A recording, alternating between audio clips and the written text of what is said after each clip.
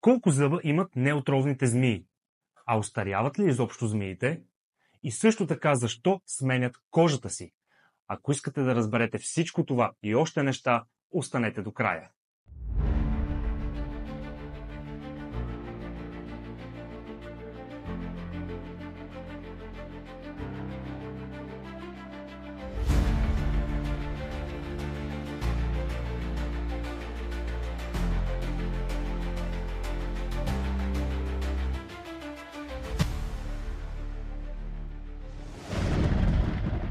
Змиите имат ли миризма? Интересно, но не.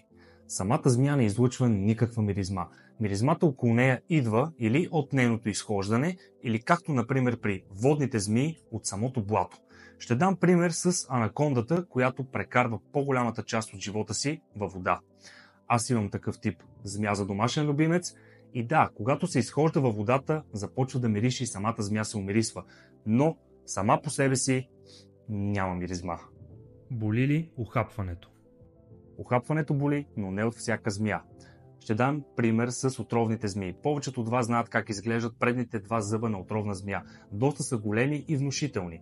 Но болката не идва само от тях. Болката идва и от самия токсин, отровата, която инжектират.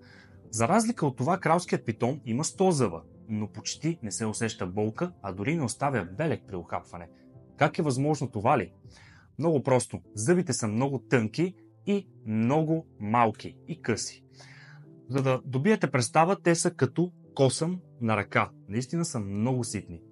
Също така, за да добиете още по-голяма представа, може да го сравним, че болката е много по-малка от това да ви вземат кръв. Остаряват ли змиите? Краткият отговор е да.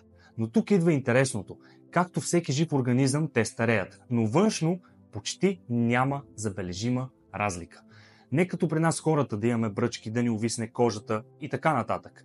Те на външен вид не се променят. Затова трудно бихме определили една змия дали е на 10, 15 или 20 години.